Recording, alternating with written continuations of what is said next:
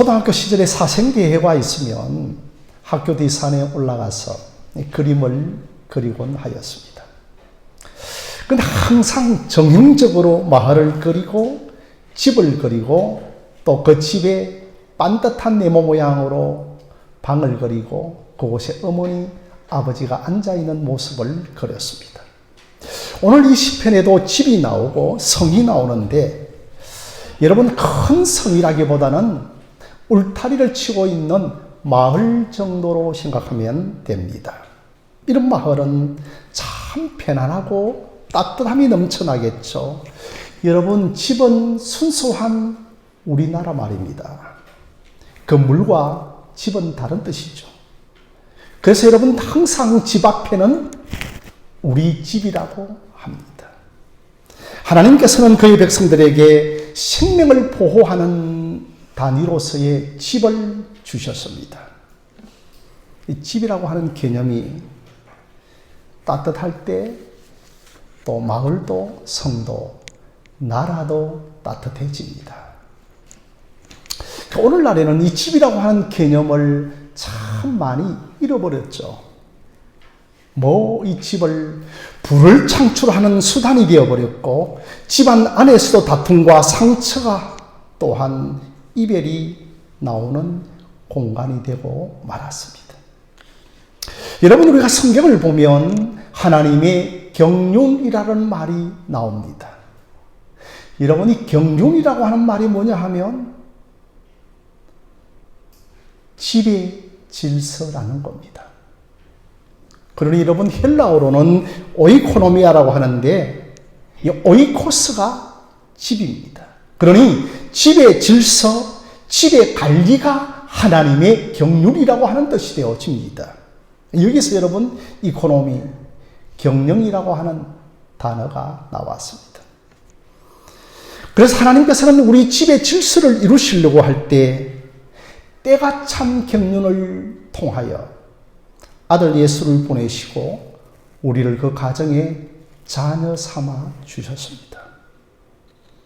아담과 하와가 타락함으로 말미암아 여러분 에덴에 있는 집의 질서가 다 무너졌습니다.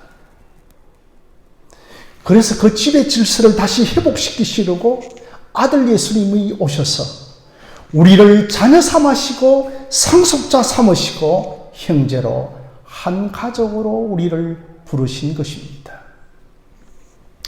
여러분 구약의 할례라고 하는 것은 집의 자녀가 되어지는 예식입니다.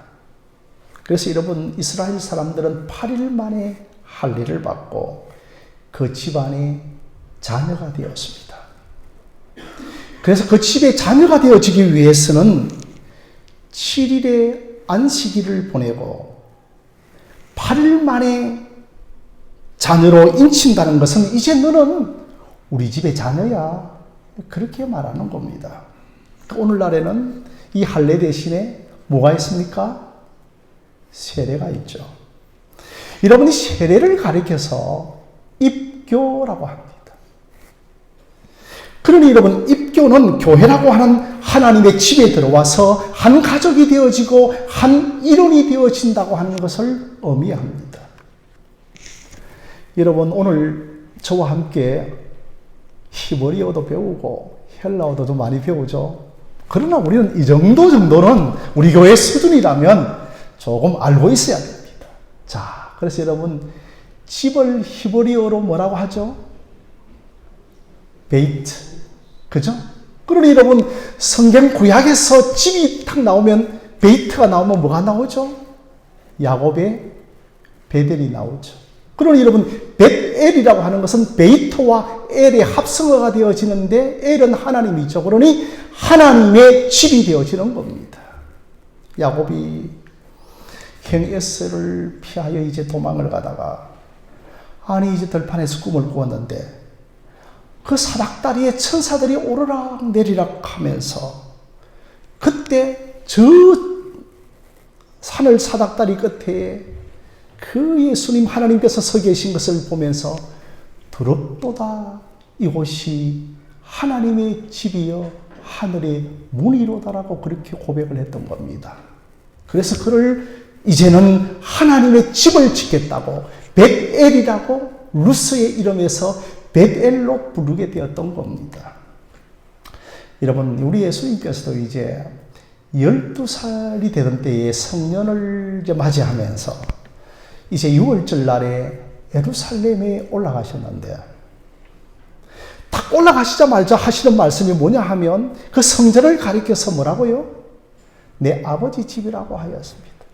그래서 이제 마리아와 요셉이 이 아이 예수를 찾다가 내가 어디에 있었느냐라고 물으니 딱 당돌하게 예수님께서 내가 내 아버지 집에 있어야 할 줄을 왜 모르셨나이까라고 그렇게 딱 당돌찬 대답을 하시는 겁니다. 사랑하는 성도 여러분, 교회는 내 아버지의 집입니다. 하나님을 아버지라고 부르고 우리를 자녀라고 부르는 곳이 바로 여러분 집이라고 하는 곳이죠. 자, 그래서 여러분 오늘 말씀 1절 말씀 앞 화면을 보면서 한번 읽어보겠습니다. 1절입니다. 시작. 여호와께서 집을 세우지 아니하시면 세우는 자의 수고가 헛되다. 여기까지 읽으시면 되겠습니다. 여러분, 여호와께서 집을 세우지 아니하시면 세우는 자의 수고가 헛되다라고 하는 이 구절을 가지고 영적으로 좀 해석해 보겠습니다. 하나님께서 우리 가정에 예수를 보내시어 우리를 자녀 삼아 주시지 아니하시면 집에서 이루는 모든 수고가 다 헛되다라고 하는 것입니다. 여러분, 좀 더 쉽게 말씀드리면 우리가 어머니 아버지 한 몸을 받아 한 피를 이루어 한 가족이 되어지는 것이 아니라 모든 가족의 구성원들이 예수님의 피를 받아 한 가족이 되어지는 것, 이것을 우리에게 말씀을 하고 있다는 겁니다. 우리나라는 양자 삼는 것에 대해서 유교적으로 좀 부정적인 의미를 지니고 있죠. 그래서 남의 집에 양자를 좀 안 가려고 하는 것을 제가 어릴 때부터 좀 많이 보았습니다. 그런데 여러분, 이스라엘 집은 그렇지 않습니다. 이 양자가 아들과 똑같이 대우를 해줍니다. 그래서 여러분, 우리가 예수님을 믿는다라고 하는 다른 표현은 양자 삼으셨다는 것입니다. 우리를 하나님의 집에 수양하셨다. 양자 삼으셨다. 한 가족이 되게 하셨다는 것입니다.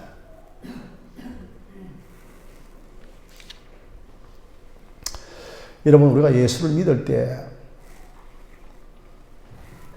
믿음이 생기고 회개가 일어나고 거듭나고 어렵다고 해주시고 우리를 양자 삼으시는 것이 다 동시에 일어나는 일입니다.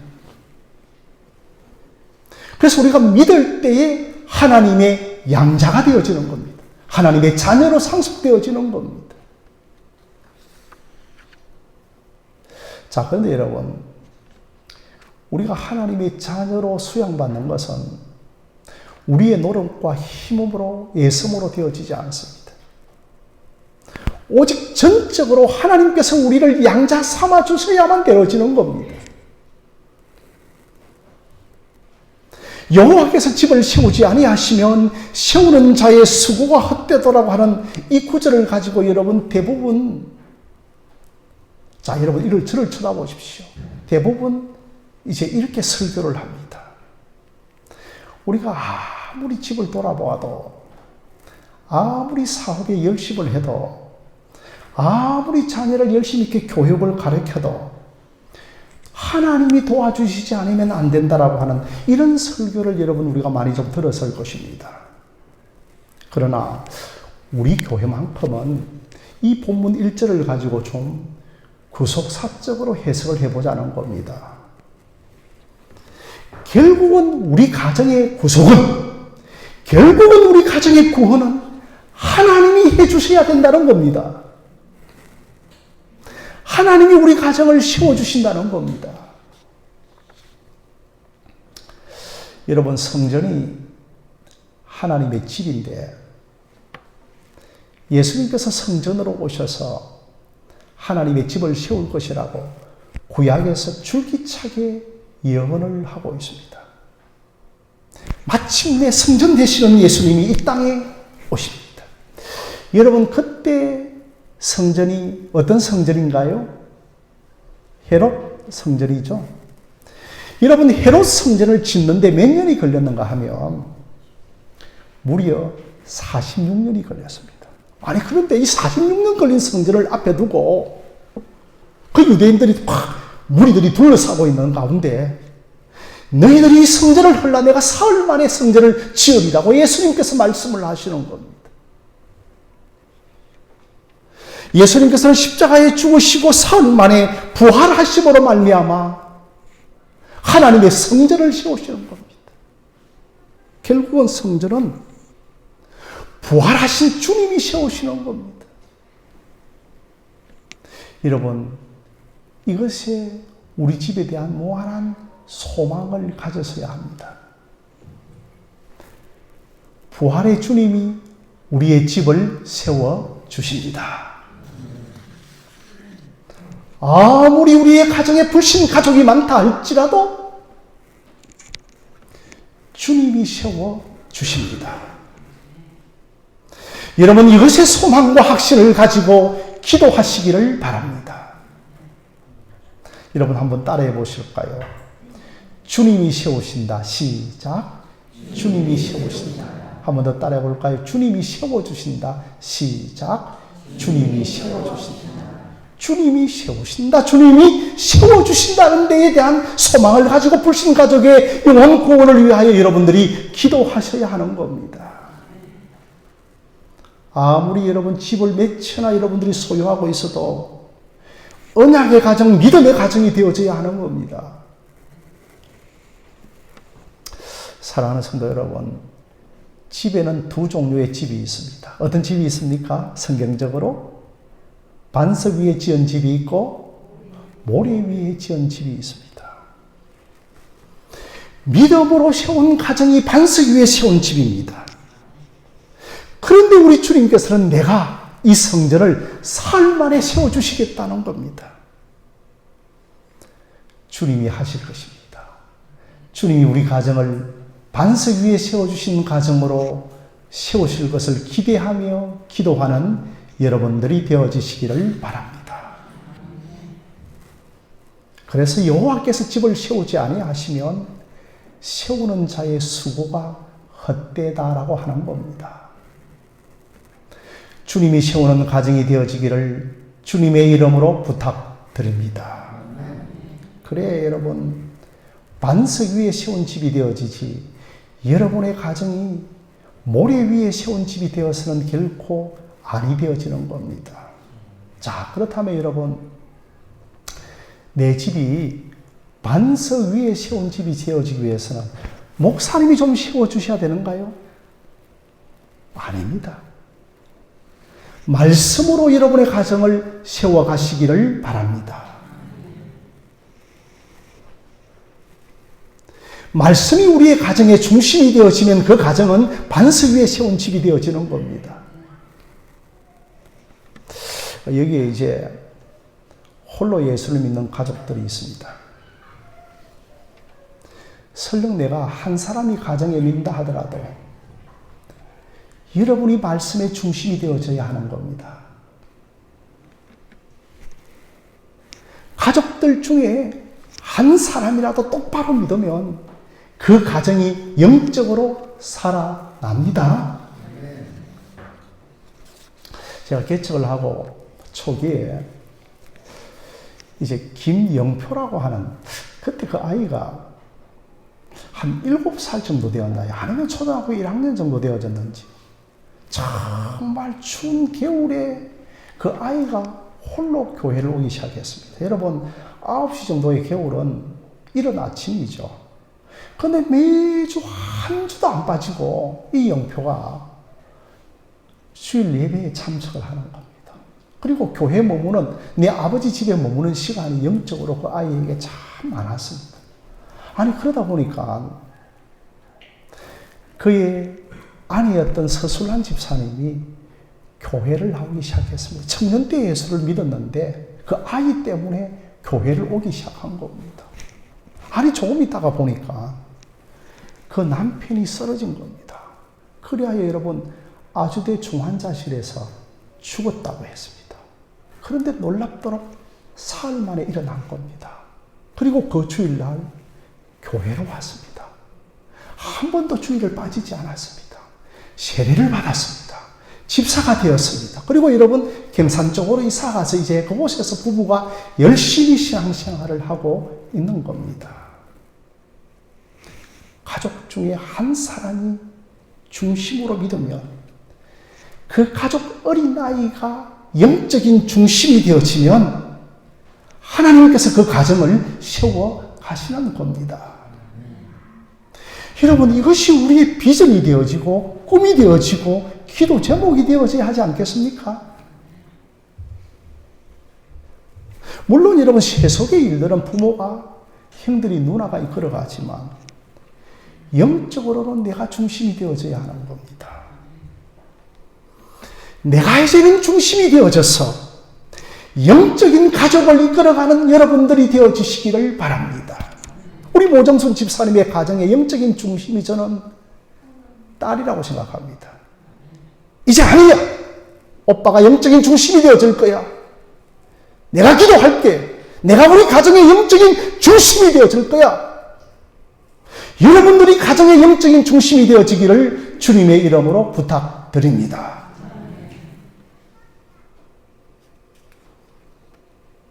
그래서 여러분 남편이 되어 아내를 따라 억지로 교회에 앉아 있는 것이 아니라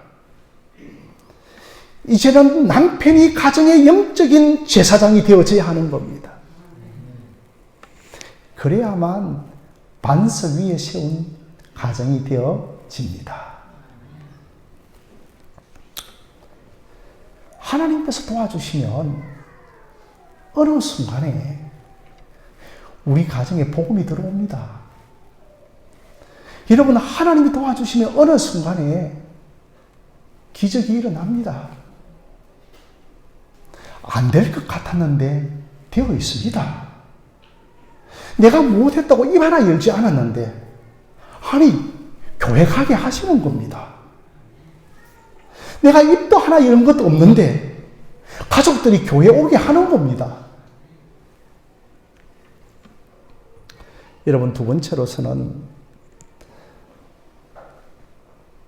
앞 화면을 한번 보실까요? 두 번째 앞 화면을 보시면 앞으로 다시 돌려주시기 바랍니다. 예. 자, 하반절을 보시면 여호와께서 성을 지키지 아니하시면 뭐라고 되어 있습니까? 파수꾼에 깨어 있음이 헛되도다라고 이야기하고 있습니다.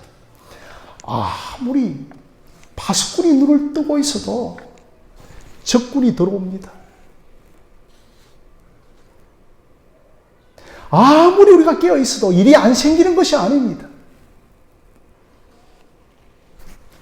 여러분 일이 생겨도 하나님 섭리 가운데 일이 생기고 그 일을 하나님의 섭리 가운데 해결하시기를 바랍니다. 여러분에게 일이 생겼어도 하나님의 구속사적인 관점에서 일이 생기는 겁니다.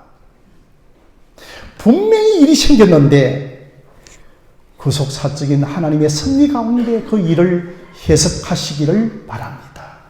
저 시련과 고난과 절망 끝에 가족 구원의 일이 기획되어지고 있는 것입니다. 여러분 제가 이런 예화들을 좀 잘 안 쓰는데 오늘 좀 용서하고 좀 들으시기를 바랍니다. 저는 이 프로야구를 참 좋아합니다. 그 중에서 이제 저는 LG 트윈스의 격렬 팬이죠. 자, 그런데 여러분, 이 LG 트윈스의 투수 중에 김진성이라고 하는 투수가 있습니다. 노장 투수입니다. 자, 이 투수는요, 매회 안타를 맞아도 참 여러분 구원 투수로 들어와서 수습을 참 잘합니다. 그래서 여러분 그 다음에도 이렇게 수습을 해서 이제 결국은 무실점으로 처리를 합니다. 여러분, 우리가 인생에 안타를 맞을 수 있습니다. 퍼펙트함은 없습니다. 그 안타 맞을 때, 안타 맞을 때마다 당황하고, 근데 여러분, 평소에는 얼마나 잘 던지는 투수가 있습니다. 정말 매해매해마다 퍼펙트하게 던집니다. 그런데 여러분, 딱 위기를 만나면 그 투수가요, 쉽게 무너져 내려오립니다. 이게 누구냐면, SK의 김강현 선수입니다. 그래서 여러분, 한 대 딱 맞으면 이 선수는 우르르 무너져 버리는 겁니다. 사랑하는 성도 여러분, 파수꾼에 깨어있으면 옛날 성경에서는 이제 파수꾼의 경성함이 헛되도다라고 그렇게 말을 하고 있죠. 그래서 우리가 하나님이 지켜주셔야 합니다. 달리 말하면 우리가 집을 세울 때 기도로 집을 세우시기를 바랍니다. 우리가 말씀과 기도로 깨어있으면 됩니다. 우리가 눈을 떠서 막는 것이 아니라 기도로 막아야 하는 겁니다. 기도하십시오. 기도하면 됩니다. 기도하면 일이 생기도 막아주시는 겁니다. 그런 담대함이 우리에게 없으면 안 되죠. 한 대 딱 맞으면 적군 앞에 우르르 무너져 내려버리는 겁니다. 사랑하는 성도 여러분, 신앙은 하나님께 잘 기대는 겁니다. 그래서 파수꾼이 깨어있음이 헛되도다라고 하는 것은 하나님이 지켜주셔야 일이 생겨도 이기는 것입니다. 그래서 가장 큰 용사는 하나님께 의지하는 용사들입니다. 무슨 일을 만나도 예수 의지합니다. 사랑하는 성도 여러분, 계속해서 반복적으로 여러분에게 일이 생기는가요? 하나님께서는 그런 사람을 쓰십니다. 7번 반복적인 일이 생겨도 이기는 그 사람을 하나님께서는 쓰시는 겁니다. 한두 번에 퍽 나자빠지는 사람을 하나님께서는 쓰시지 않고 다윗처럼 이기는 사람을 하나님께서 쓰시는 것이고 그 사람이 성을 지키는 것입니다. 자, 여러분, 그 다음 이제 하면을 한번 읽어보겠습니다. 하면을 읽겠습니다. 여러분 다 구절을 안 올려도 되는데 이제 2절에 한번 우리가 함께 읽겠습니다. 시작. 너희가 일찍 일어나고 늦게 누우며 수고의 떡을 먹음이 헛되도다. 그러므로 여호와께서 그의 사랑하시는 자에게는 잠을 주시는도다. 너희가 일찍 일어나고 늦게 누우며 수고의 떡을 먹음이 헛되도다라고 말을 하고 있는 겁니다. 아무리 일찍 일어나서 일을 하고 아무리 늦게 자더라도 여러분 쏟아부으면 소용이 없는 겁니다. 하나님께서 그 일을 세워주셔야 그 일에 의미가 있는 겁니다. 떡을 먹어도 의미가 있고 열심히 일해도 그 열매가 달콤한 겁니다. 그러므로 사랑하는 성도 여러분, 내 인생에 내 열심이 중요한 것이 아니라 내 인생에 하나님의 열심이 더 중요합니다. 그러나 여러분, 일찍 일어나고 늦게 누우며 일을 열심히 했는데 우리 권사님 집사님들 헛되도다라고 하는 이런 말씀이 우리에게 들려지면 우리의 마음이 얼마나 답답하겠습니까? 그러니 여러분 기도하셔야 합니다. 여러분 기도하시기를 바랍니다. 우리 교회 성도님들은 목사의 책임이겠죠. 기도 훈련이 참 안 돼 있는 것 같습니다. 죄송합니다. 여러분들에게 훈련을 시키지 못해서. 그러므로 여러분 오늘 이 시간 여러분에게 설교 말씀에 감동이 오면 은혜 받았다에 그치는 것이 아니고 그 말씀이 내 안에 역사가 일어나려면 내가 그 말씀을 끌어안고 기도해야 하는 겁니다. 알게 된 것을 끌어안고 기도할 때 역사가 일어납니다. 다윗이 자손의 예수여 나를 불쌍히 여겨주소서라고 그렇게 예수님께 구할 때 나의 것이 되는 역사가 일어납니다. 그러니 여러분 머리에 지식만 쌓여서는 안 되는 겁니다. 여러분들이 여러분의 가정의 영적인 중심이 되어지기를 주님의 이름으로 부탁드립니다. 눈을 뜨면 어머니 아버지가 중심이 되어져야 하지만 기도할 때는 내가 중심이 되어져야 하는 겁니다. 내가 세속적인 눈을 뜰 때는 대통령과 정치 지도자들이 중심이 되어지지만 내가 눈을 감고 기도할 때는 내가 나라의 중심이 되어져야 하는 겁니다. 하나님이 세우시고 지키시고 인정해야만 그 수고에 의미가 있는 겁니다. 사랑하는 성도 여러분, 물론 아무런 수고를 하지 말자는 건 아닙니다. 여러분, 우리 교회를 위하여 여러분들이 애를 써야 합니다. 제발 여러분 교회를 위하여 몸살이지 말고 교회를 위하여 절대 손해보려고 하지 말고 영적인 깍쟁이가 되어서는 안 되는 겁니다. 그래서 여러분들이 세상 산수에 능하지 말고 하나님의 산수에 능하시기를 바랍니다. 내가 이 교회에 필요한 것이 뭔가? 아침 일찍이 성가대도 서고 주일이면 헐레벌떡 오지 말고 좀 더 일찍 교회 오고 주중에도 한번 들리고 기도하고 내가 새벽에도 나오고 심야에도 나와서 교회 문을 열고 교회 문을 마지막까지 닫고 그렇게 해야만 하나님의 집인 교회에서 오는 축복을 여러분들이 경험하게 되어지는 겁니다. 교회를 통하여 오는 하나님의 축복이 있는 겁니다. 그럴 때 여러분, 여러분의 인생을 조금 의미 있게 하는 것이 아니라 여러분의 인생을 100배, 1000배의 의미 있는 인생으로 하나님께서 만들어 주시는 것입니다.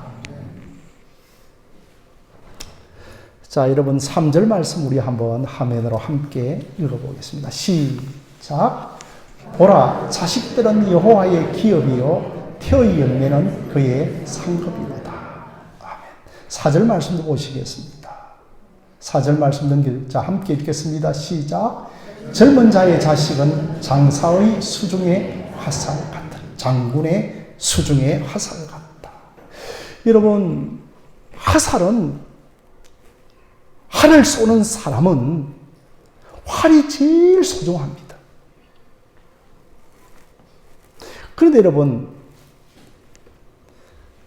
활을 쏘는 사람의 화살이 유용하다고 하는 정도로 이 구절을 해석해서는 안 됩니다. 여러분, 이 구절을 우리 3절을 다시 좀 올려주시면 이 구절을 좀 더 우리가 깊이 있게 한번 살펴보도록 하겠습니다. 여러분, 장사는 하나님입니다. 자식은 화살입니다. 여러분, 이렇게 설교하는 곳은 아무것도 없습니다. 오직 이렇게 설교하는 곳은 우리 교회밖에 없습니다. 제가 뭐 교만하는 것은 아니죠. 내가 낳은 모든 자식들이 하나님의 기업이요 하나님의 상급은 아닙니다. 내가 낳은 자녀 중에 믿는 언약의 자녀가 하나님의 기업이요 하나님의 상급인 겁니다. 하나님 쓰시기에 합당한 자녀이기 때문에 하나님이 주신 기업이요 하나님의 상급이 되어지는 겁니다. 여러분, 그저 자식을 많이 낳는다 하여 상급이 되고 기업이 되는 것은 아닙니다. 우리의 자녀들을 어떻게 키울 것인가? 언약의 자녀, 말씀의 자녀로 키우시기를 바랍니다. 그래서 믿는 가정의 자녀들은 믿음으로 자라나야 하는 겁니다. 그래서 여러분, 하나님 쓰시기에 좋은 화살로 만들어야 하는 겁니다. 하나님께서 어느 날 우리의 자녀들에게 너 자녀 내어놓아라, 그렇게 말할 때 자녀가 굽어있는 화살이고 그 자녀가 부러진 화살이라면 하나님께 내어놓을 수가 있겠습니까? 푸사가를 어떻게 하나님께 내어놓을 수가 있겠습니까? 모든 우리의 자식은 장사의 수중의 화살이 되어지기를 주님의 이름으로 기도하십시다. 곧고 곱고 견고한 화살이 되어야 합니다. 그래서 하나님이 세워주셔야 하나님이 쓰실 자식이 나오는 겁니다.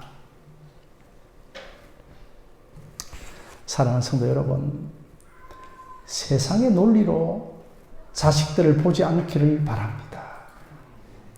내 자식 스펙 좋은 자식으로 만들려고요?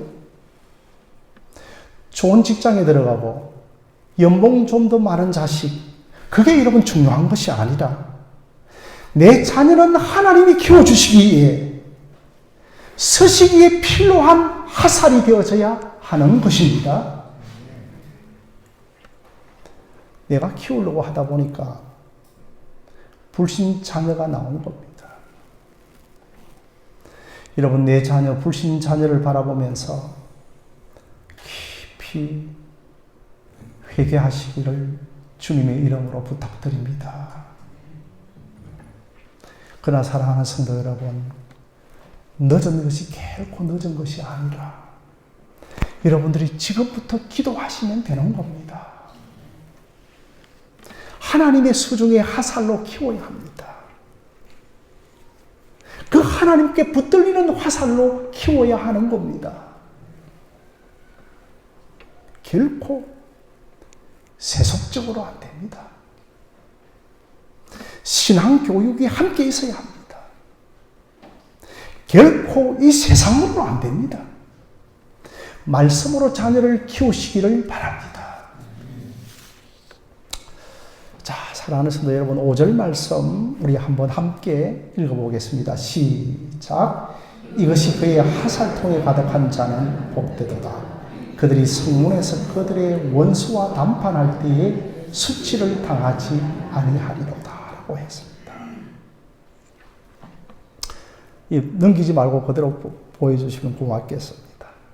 그러니까 화살통에 화살이 가득한 자가 복되도다라고. 그래서 이 구절을 가지고 우리 자녀 많이 낳으십시다라고, 그래 하면 하나님께서 다산의 복을 주십니다라고 하는 그런 출산 장려 정책의 구절이 아닌 겁니다. 여러분, 우리의 자녀가 많고 적음을 떠나서 성문에서 원수와 담판할 수 있는 자녀로 키우시기를 바랍니다.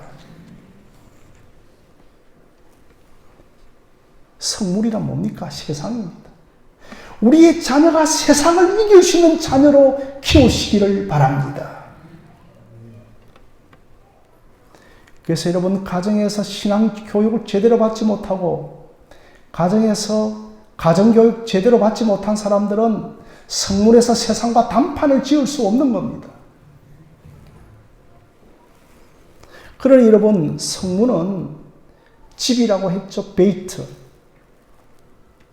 그리고 여러분, 헬라어로는 성문을 집이라고 했는데 오이코스라고 하는, 집에서 신앙을 가르치고 집에서 제대로 가정교육을 받아야 여러분 세상을 이기고 시련을 이기고 자기 자신의 약점이 무엇인지를 알고 남에게 배울 줄도 알고 원수와 담판을 지을 때에 수치를 당하지 않는 자녀가 되어지기를 바랍니다. 저는 이 설교를 마치면서 이렇게 기도했습니다. 하나님, 우리 집을 세워주십시오. 하나님, 우리나라 지켜주세요. 하나님, 우리 교회 세워주십시오. 하나님, 우리 교회가 부흥의 터가 되어지기를 원합니다. 하나님이여 우리 교회가 복음의 터가 되어지기를 원합니다.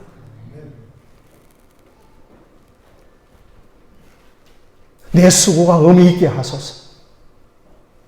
생선을 가져온다고 가져왔는데 가시만 가져오면, 그 가시만 들고 오면 무슨 수고가 의미가 있겠습니까? 파수꾼의 지키심이 없이는 온전한 집의 지킴이 없고 성이 안전할 수 없습니다. 우리의 자녀들이 장사의 수중의 화살처럼 사용하여 주시옵소서. 믿음으로 가정을 세우지 못하고 믿음으로 자녀를 양육하지 못한 것을 회개하시기를 바랍니다. 저들이 이제는 믿음으로 잘 살아서 세상과 단판을 지을 수 있는 지혜를 허락하여 주시옵소서. 이게 여러분 세상을 이기는 겁니다. 세상을 이기는 지혜는 하나님께로부터 오는 것입니다.